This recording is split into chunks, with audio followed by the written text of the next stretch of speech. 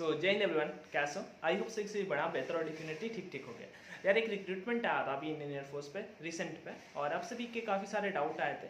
तो मैंने उस रिक्रूटमेंट से रिलेटेड 2 दिन वीडियो भी बनाए थे। स्टार्टिंग पे जब नोटिफिकेशन आया, फिर कंप्लीट नोटिफिकेशन आया, फिर उसका लास्ट डेट जो था वो अभी अगर उसमें लिखा हुआ था कि जो आपका रोजगार समाचार पत्र आता है उसके अकॉर्डिंग 30 डेज के लेटर, तो 4 तारीख को आया था, 4 अगस्त को। तो जो आपका 4 सितंबर है वो उसका लास्ट डेट था, मतलब आप अभी फॉर्म फिलअप नहीं कर सकते।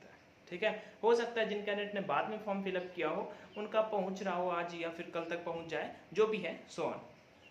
एनीवे, अब सबसे बड़ी बात ये आ जाती है कि भैया नेक्स्ट प्रोसेस क्या होगा और कब होगा। ठीक है, क्योंकि देखो इंपॉर्टेंट ये बात है। देखो सबसे पहली बात तो है कि मेरे अकॉर्डिंग इंडियन एयरफोर्स जाने के लिए one of the best recruitment था, क्योंकि परमानेंट रिक्रूटमेंट था। तो परमानेंट रिक्रूटमेंट है, एयरफोर्स में जाने को आपको मिल रहा है वो मेरे अकॉर्डिंग, और वैसा है कि आपको रगड़ा भी नहीं कराया जाएगा।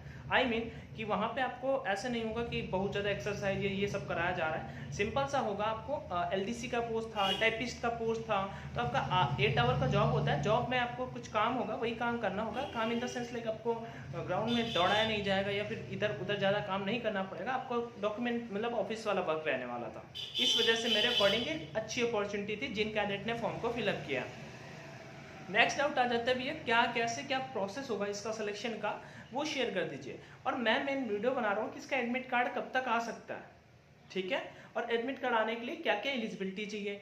सबसे इंपॉर्टेंट बात यह है कि आप में से जो भी कैंडिडेट टेलीग्राम पे नहीं जुड़े हो, जुड़ जाना। ऑनलाइन एजुकेशन के नाम से अपना टेलीग्राम चैनल है, ऑनलाइन एजुकेशन जो चैनल का नेम है, वहीं पे मैं मतलब अपडेट करता रहता हूँ। कुछ भी आता है, बार बार हर एक टॉपिक से रिलेट करके वीडियो नहीं बना सकते। आप में से बहुत सारे कैंडिडेट ने एयरफोर्स नॉन कम्बेटेंट का भी फॉर्म फिलअप किया होगा, ग्रुप सी का किया, भी मेडिकल असिस्टेंट उसका करेंगे, नेवी का। तो ऐसे बहुत सारे रिक्रूटमेंट होता है, तो फिर मैं अपडेट आपको वहाँ पे करता रहता हूँ। इस वजह से आप ज्वाइन कर सकते हैं।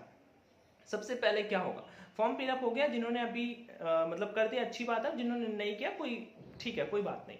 अब मेडिकल इसका जो रिक्रूटमेंट है ग्रुप सी सिविलियन अलग अलग पोस्ट के लिए था, अलग अलग सेंटर पे था, डिफरेंट सबसे ज्यादा पोस्ट थी सुब्रतो पार्क न्यू दिल्ली पे 17 पोस्ट थी ग्रुप सी सिविलियन पोस्ट के लिए, टाइपिस्ट की थी।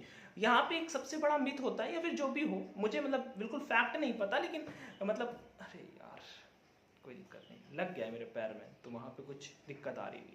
चलो कोई दिक्कत नहीं। तो मैं यहाँ पे बता रहा हूँ कि मिथ लाइक कैंडिडेट बोलते हैं कि यार वो तो सब वहीं के स्टाफ के लोग भर्ती हो जाते हैं, फेक होता है वैकेंसी। तो मेरे अकॉर्डिंग यार ऐसा नहीं है, एयरफोर्स पे ऐसी चीज़ें नहीं होती। थोड़ा बहुत होता होगा तो अलग है, लेकिन मेरे अकॉर्डिंग आपने अगर फॉर्म फिलअप किया है तो ये मत सोचना कि गिव अप कर दे भाई। अगर जॉब लग जाती है यार तो बढ़िया एक अपॉर्चुनिटी थी, आपने जो ग्रैब करी मेरे अकॉर्डिंग तो बढ़िया रहेगा। सबसे पहले क्या होगा यार, आपने जो फॉर्म भेजे हैं उसमें आपका उनको स्क्रूटिनाइज्ड किया जाएगा। कोई ऐसा नहीं है कि परसेंट के बेसिस पे एडमिट कार्ड आएगा। ठीक है, स्क्रूटिनाइज्ड का मतलब क्या होता है, आपने फॉर्म को सही से फिलअप किया है, डोमिसाइल सर्टिफिकेट मांगा था वो भेजा है, 10th-12th का सर्टिफिकेट मांगा था वो भेजा है, फॉर्म आपसे अच्छे से एड्रेस पे सही भेजा है, वो चीज़ देखा जाएगा। मतलब जो वहाँ पे पहुंचेगा तभी तो देखा जाएगा। तो 10th-12th का मार्कशीट हो गया, उसके बाद SC ST OBC और EWS जो कैटेगरी के कैंडिडेट थे उन्होंने अपना वो सर्टिफिकेट लगा के भेजा है कि नहीं भेजा है, फोटोज 2 मांगी थी वो फोटो भेजी है कि नहीं भेजी, अंदर एक फॉर्म होता है वो सही से भेजा है कि नहीं, डाक टिकट सही से लगाई है कि नहीं। मैंने एक वीडियो कंप्लीट बनाया था, अगर आपने ये चीज कंप्लीट अच्छे से करी होगी तो फिर आपको कोई नहीं बाहर कर सकता। आई मीन आपका एडमिट कार्ड आएगा। अब अच्छा यहाँ पे एडमिट कार्ड आएगा तो कब तक आएगा, ये चीज हो जाती है ना। तो एडमिट कार्ड है, देखो मैं बता देता हूँ, जो आपका नवंबर पे एयरफोर्स का ज्वाइनिंग है,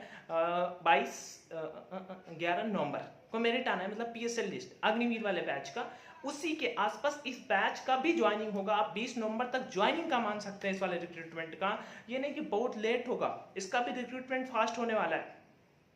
मैं ज्वाइनिंग का बता रहा हूँ, एक ही दिन का तो प्रोसेस है।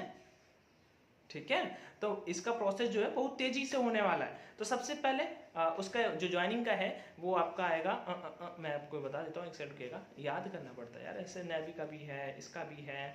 हाँ, 11 नवंबर को आएगा, और 28 जो आपका नवंबर होने वाला उसमें इनरोलमेंट आने वाली है। ठीक है भाई मेरे, तो उसी के बीच में आपको इस रिक्रूटमेंट का फाइनल मेरिट लिस्ट देखने को मिल जाएगा। अब भैया एडमिट कार्ड कब तक आएगा और कैसे आएगा वो मैंने बता दिया। स्क्रूटिनाइज्ड किया जाएगा जो चीज, आप छांटे जाएंगे एडमिट कार्ड देखने के लिए क्या किनका सही है किनका गलत है। ठीक है, उसके बाद सबसे पहले आपको बुलाया जाएगा सेंटर पे। एडमिट कार्ड आपके घर पे या पोस्ट जैसे भी आएगा, आई थिंक पोस्ट के थ्रू ही आता है ये वाला एडमिट कार्ड, ऑनलाइन नहीं आता है। जैसे एडमिट कार्ड आता है तो सबसे पहले क्या होगा सिस्टम, आपका सेंटर पे आपको जाना होगा और आपका होगा सबसे पहले रिटन एग्जाम। ठीक है, कहीं कहीं किसी मतलब हो सकता है उसमें रिटन एग्जामिनेशन कर रखा है, फिजिकल भी कंडक्ट करा सकते हैं। 3 चीजें होने वाली, रिटन, फिजिकल और मेडिकल, एक ही दिन वहां पे मेंशन कर रखा है, रिटन, फिजिकल और मेडिकल। ये कब तक हो सकता है? तो देखो अब मैं जो वीडियो बना रहा हूँ ये सितंबर स्टार्टिंग पे वीडियो, 3-4 तारीख। आपका एडमिट कार्ड कब तक आ सकते हैं? आज लास्ट डेट थी, तो आप जो एडमिट कार्ड मान सकते हैं वो फर्स्ट वीक ऑफ अक्टूबर तक अपना एक्सपेक्टेड मान सकते हैं कि फर्स्ट वीक ऑफ अक्टूबर तक आपको आपका एडमिट कार्ड देखने को मिल जाएगा। 14-15 तारीख तक आपका फेज 2 मतलब फेज फर्स्ट और फेज 2 हो जाएगा, क्योंकि मेडिकल के लिए ज़्यादा दिन देंगे नहीं। अगर 15-20 दिन दे भी देते हैं तो वो फर्स्ट वीक ऑफ नवंबर तक जाएगा मैक्स टू मैक्स, और उसके बाद एंड ऑफ नवंबर तक इसका भी मेरिट लिस्ट आ जाना है। यही इसका कंप्लीट प्रोसेस होने वाला है। उसमें क्या होगा? पेपर होगा, पेपर में आपका रिटन एग्जाम होगा, रिटन एग्जाम के बाद आपका फिजिकल होगा।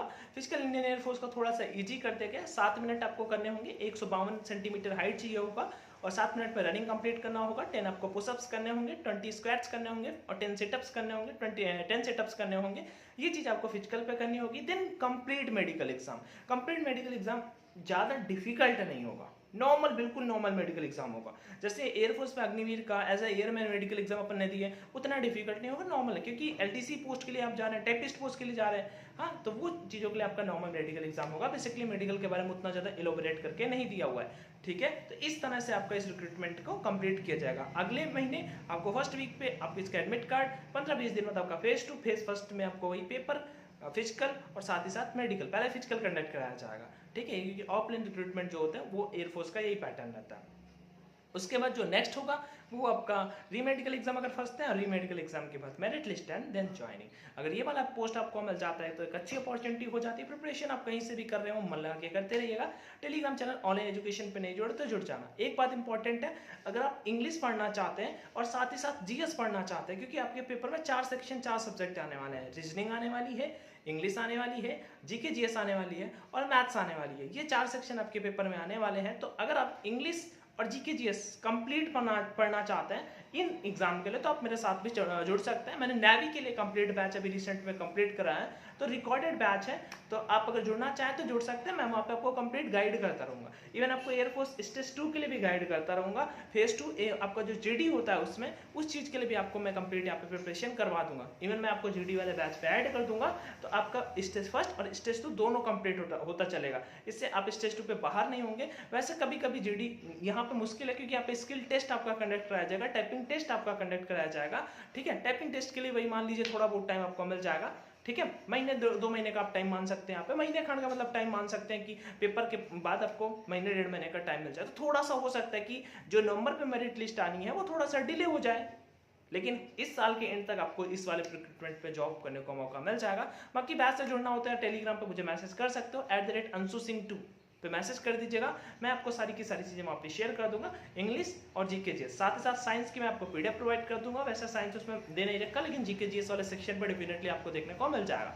कोई क्वेरी या डाउट है तो कमेंट सेक्शन पे आस्क कर लीजिएगा। यार ध्यान रखिए, स्वस्थ रहिए, मस्त रहिए, और बाकी जो चीज़ें हों जरूर कमेंट सेक्शन पे आस्क करना, तो अपना और वीडियो बनाएंगे, आपको इन्फॉर्म करेंगे। बाकी till there everyone take care, स्वस्थ रहो, मस्त रहो, अपना ध्यान रखो। जय हिंद, बाय बाय।